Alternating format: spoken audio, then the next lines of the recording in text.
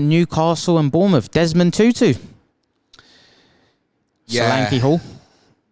Well, I was going to say fortuitous, but actually that would be absolutely incorrect because he absolutely could have scored in the first half. But the first goal was obviously fortuitous in the manner of the way it happens with Dubravka. That's unlucky, I think, for him. It is actually because ironically Dubravka made a few good saves, obviously from Solanke in the first half. He slipped. Yeah. It can happen. It's probably surprising actually on reflection that it doesn't happen more often. Yeah, I was thinking that. When a goalkeeper's under pressure like that, it is just an unlucky moment. But I've been meaning to talk about Dubravka for a while as an owner, and I think many of us will experience this at the moment. We've got the Dubravka areola pain, if you will. But it feels more pain with Dubravka. I feel like with West Ham, a switch might flick and clean sheets might suddenly be there. He really doesn't feel that way with Newcastle at the moment. They're giving up a lot. When they went through that really tough run of fixtures in December, and obviously the fact they had so many injuries, they couldn't change the team, the excuses were there. I think we could all give it mitigating factors to what happened. But now, the majority of them are fit, certainly defensively at least. And I'm aware that Fabian Schär got a wrist injury and is a doubt for your game. Yep. I suspect wrist injury. Should be all right. Unless he needs an oppo, he'd probably be all right. But Jamal Lascelles owners should be aware that he could get in at the weekend for a 0-pointer in the 4-0 battering that might come at Arsenal. But probably hold at the moment. Big up the big tasty. But in terms of the defensive makeup of the team, it's moved back to first choice. Now, some might argue Livramento should be first choice rather than Burn. But I mentioned, obviously, because the build-up and Trippier moving inside, that became clear to me in the Forest game, why Burn was getting favouritism. But then you've still seen examples in that last week with Elanga versus him, and again with Antoine Semenyo's goal at the weekend, that if he's getting attacked, he's in massive trouble. Who's he going up against this weekend, Clayton? Bukayo Saka. Yeah, so could Newcastle flip that in terms of do I think Newcastle could consider going back 5 at Arsenal at the weekend? I don't think we should rule that out as a possibility. Me either. Particularly as the way they finished the game at Aston Villa when suddenly they came under real pressure when Leon Bailey, another good 1v1 direct runner, came onto the pitch. Yeah. We shouldn't rule that out as a possibility, and obviously Newcastle are a little bit lighter in offensive areas at the moment. Oh, one thing just what I remembered on Fulham, Paulini is suspended. Oh, good shout. Which is massive, by the way. 2-game ban, first to get to 10 yellow cards. So Saturday don't look great for them, and they're conceding too many chances. But the fixtures have eased up, right? They've now, over the last 3, they've played with respect. Forest, Luton, Bournemouth, and still conceded 8, and I think they've conceded an XG that's still massive in the 3 games as well. We mentioned on Thursday's pod, they were in the bottom 2 for expected goals conceded over the last 6. Wow. They've conceded over 2 again in terms of XG at the weekend. Admittedly, that one Solanke chance is obviously massive, but it's still comfortably well over 1. And I think the goalkeeper is a big part of the problem. He's a big part. In terms of his shot stopping, it's fine. He's reasonable. But the drop-off and the impact it's having on them, I think boils down to the biggest thing of all is his ability to sweep as a goalkeeper. Okay. Nick Pope as a sweeper keeper is massively underrated. And I think it's just putting duress and pressure on them where they're getting caught between 2 things. One, space in between defence and midfield too big because the defence drops off too deep because they're worried about him sweeping it. Okay. Or they end up too high and then people attack at them and there's no trust in the goalkeeper to deal with it. It's a knock-on, whichever way they do it. And I think they'll keep conceding goals.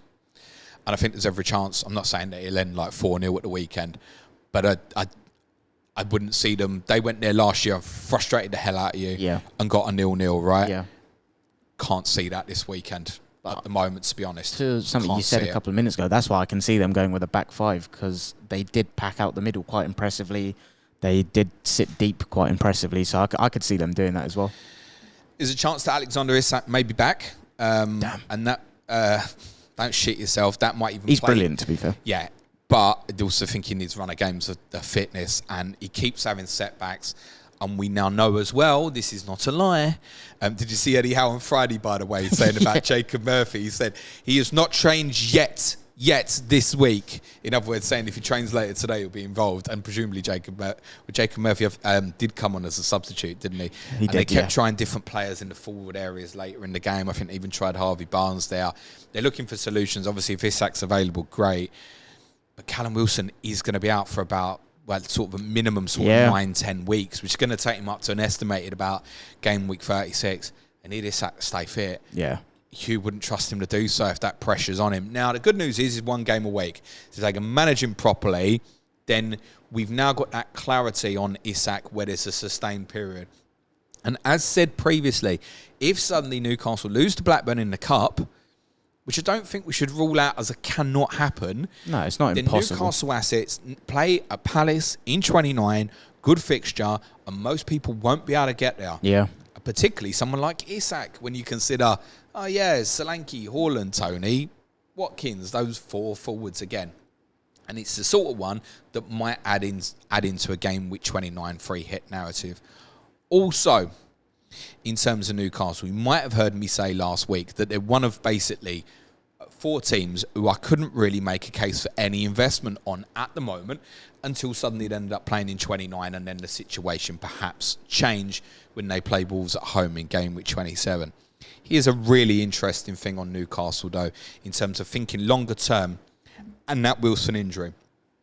On my projected fixtures for the end of the season, I'd have them top from game week 30 onwards. And so wildcarders do need to keep a real watching brief on Newcastle over these next few weeks. Okay. Their fixtures from 30 to 38 will probably, well, I say probably, they're scheduled to play Manchester United away in game week 34. That is the toughest game they've got left.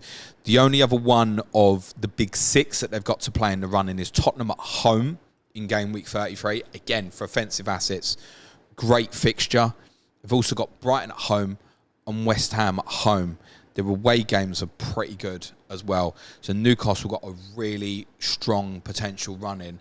And from that perspective, with Villa's injuries and Tottenham not kind of putting a run of form together, and although Manchester United are on a good run, still not convincing many, I still wouldn't rule them out, you know. Interesting. Particularly if it went to 5th. I think 4th to overhaul Villa and Tottenham and United might be too much. But if it's 5th... They're currently 10 points behind Tottenham in 5th. If Newcastle was still 10 points only behind Tottenham going into that running, I'd be quite fearful, actually. Okay. Because Newcastle's running is extremely good and Tottenham's is bad. Yeah. And Villa's is pretty bad as well. Okay, interesting. So I wouldn't rule them out, but they've got to survive things. And at the moment, I would say, hand on heart, I find it very difficult to see them getting anything at your place at the weekend. And I would think even Chelsea away in 28 as well, really tough as well. But if they can hang on over this period get to the run-in, if they can keep Isak fit, I wouldn't rule them out, actually, of having a really, really good finish to this season. Still in the cup as well, which might have a little bit of a bearing on that. On Bournemouth is obviously big eyes on in terms of game week 28. For those who didn't hear what Clayton said on Thursday, he said Solanke's going to be on radar. No shit, Sherlock. He's on everybody's when do I buy list, basically. I don't know how people won't buy him for game week 28. I don't know how. It's literally just, do you do it now for like someone like me with an Alvarez? It might be cut now. 27, I think, almost feels like the ideal time to buy a week in advance, value perspective, Burnley away. This is where I wish we had like 2 triple captainships, because I don't regret doing Haaland, but I really like It's 28. Not even that. I mean, it's not even the double is Sheffield United home and Luton at home. The only way that could be better is if it's Sheffield United at home and Burnley at home. And he's got Burnley the week before. Yeah. Imagine if we bought into 27 suddenly and he's got a fixture in 29 as well. Yeah, I know. I mean, even without the fixture in 29, I don't know how people aren't going to go there. But the rest is tough. Because if you said to me last week, punt one, James, I would have said to you, do you know what? I got a strong eye on Alex Scott. And that's now a couple of games that he's not played. And the thing also to factor with Bournemouth going into game week 28 is, sure, they might blank in 29 from an FPL perspective, but they might also have an FA Cup quarter-final on the Saturday afterwards. Yeah. And that could lead to a bit of rotation. Now, even from Solanke's perspective, it wouldn't put me off, because I'd think, well, I've still got to do it anyway. Like the Taverniers that people are talking about. But these other ones, yeah. Yeah, Not keen?